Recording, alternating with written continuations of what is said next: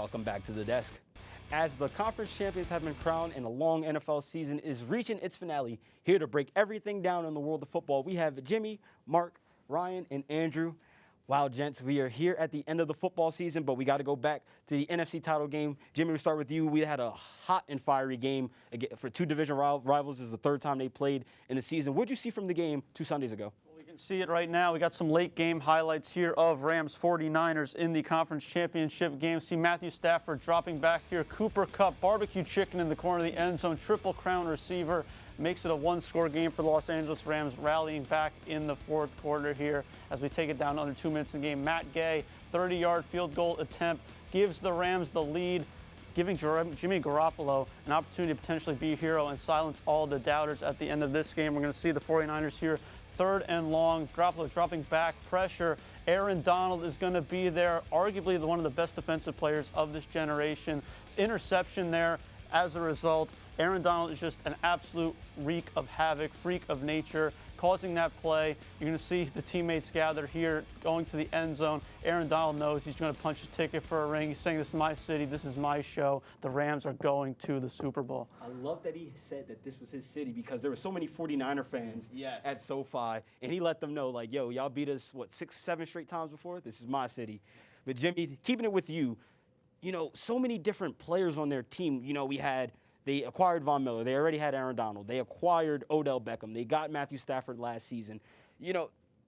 They got to where they wanted to get the Super Bowl. One more game to get there. But, who do you think the standout player was against the Niners? Really, really tough game for them. Standout player for me is Matthew Stafford. This is the guy that they threw away a bunch of future first-round picks. Les Snead, his kids gave him the, bleep those picks mug. Matthew Stafford's absolutely been balling out in the playoffs, been worth the addition. He's one win away from reaching his destiny that Detroit kept away from him for so long. Marc? I'm going to go with Odell.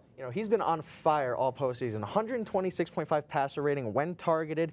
He's currently got 22 targets, 19 receptions on those. He is reliable, and he has been fun to watch this postseason. You need a big play, he's your guy. Absolutely. We saw that in the NFC title game. Especially with the loss of Bobby Trees, Robert Woods. Yeah, they kind of need him right now, but it's better that they have Odell because, he just makes them better. Oh, yeah. Right? Bobby Trees, I like that. Another key acquisition this season for the Rams was Vaughn Miller. He is the best pass rusher in the playoffs this year out of any team. He leads the Rams in sacks. He leads them in tackles for loss. And he is part of that three-headed monster pass rush attack that is just wreaking havoc on every quarterback that they have seen this postseason. Before we throw it to Andrew, one thing I've seen about Vaughn Miller, every 3rd, 4th down, he gets there. Oh, yeah. Yes. Every 3rd, 4th down when they really need him, he gets there. And I think that's something that defense really needed. Andrew, close us out. Easy choice. I got to go Cooper Kupp. He's dominated all season. He's the best receiver in the league.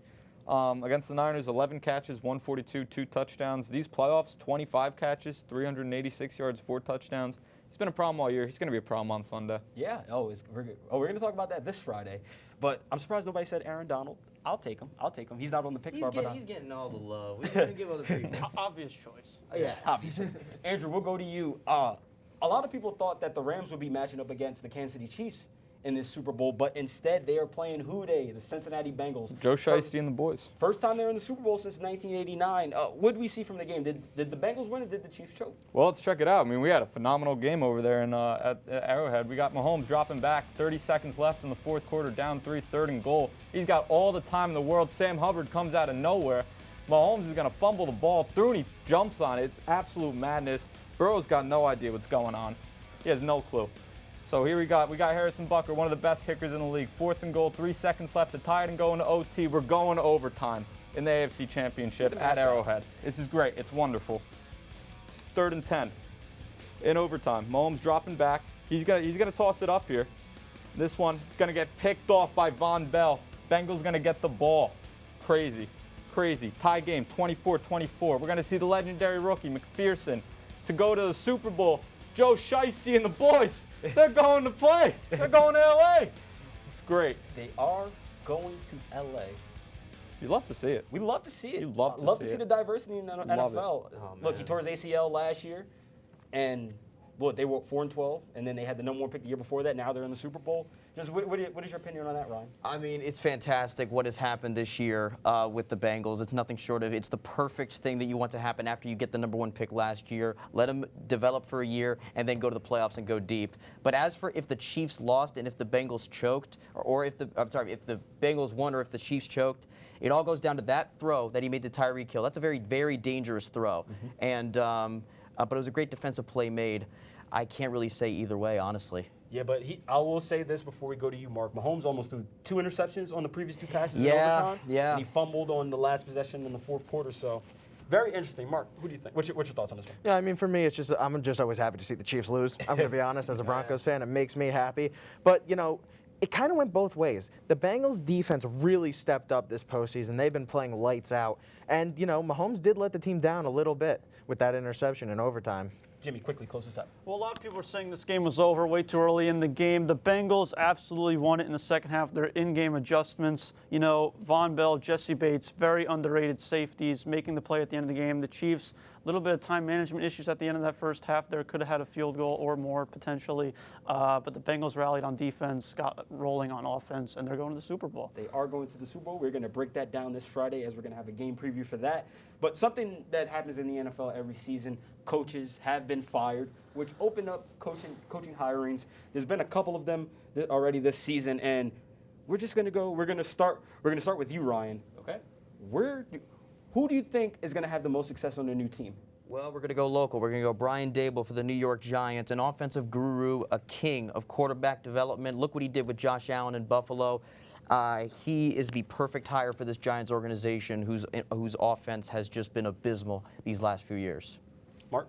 Anytime I get an opportunity to talk about my Broncos, I'm going to take it. And I'm going to go with Nathaniel Hackett, former Green Bay Packers offensive coordinator, 42 years old, so he's got the youth in him, but also 19 years of coaching experience already in his career. He's super energetic, and he knows how to play everyone to his strengths, and that's what the Broncos need right now. No more schemes. It's time to play everyone to their strengths. Andrew? I got to go Josh McDaniels, hired by the Raiders. He's a former offensive coordinator for the Patriots for 10 years. He worked behind Belichick. When the Cowboys got rid of Jason Garrett a couple years ago, I hoped McDaniels was the guy, and unfortunately he wasn't. He's got a good, solid team around him. Derek Carr is great. If they get some receivers in the draft, work on the offensive line and free agency, then I think they're going to be good next year in the West. Made the playoffs last year for the first time since 2017, so they're hoping they could do that again. Jimmy, close us out. It's been a long year for the Jacksonville Jaguars. You can say that again. It's been a very long year for the Jacksonville Jaguars. But I like the move that they're making. Doug Peterson, former Super Bowl winning coach with the Philadelphia Eagles. Carson Wentz had his best days playing with Doug Peterson early in his career, pre-injury. The downfall of his career, basically since he's been left Philadelphia with Doug Peterson, that can only be attributed to Peterson's success. A little feather in his cap. So if he can save Trevor Lawrence from all that he's had to go through, Jacksonville may be finally taking a step in the right direction. I hope so. It's been a long, 5 years since 2017 since we were good. So I am hoping that he can, move us in the right direction. Well, somebody who's moving in the direction away from football, we do have to talk about this. Wow, Tom Brady is retiring, gentlemen. I mean, he's our childhood. He won a Super Bowl when I was 1. And then he also won a Super Bowl when I was, 21? The year I turned 21? That's That's nuts. That's utterly insane. But if we look at his stats, he's one of the greatest NFL players of all time. He's also one of the greatest athletes of all time. 7 Super Bowl wins. That won't happen again. I'm sorry, nobody's going to do that. Never. 624 total touchdowns.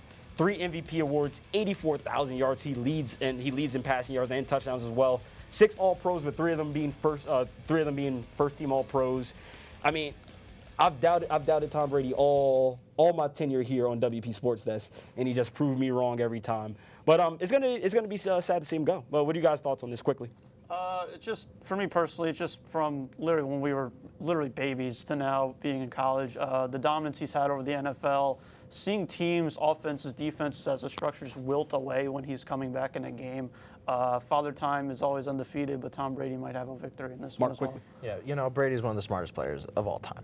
That's something you're going to miss when watching him, is just knowing who to throw to and when to throw to them. That's going to be hard to replicate.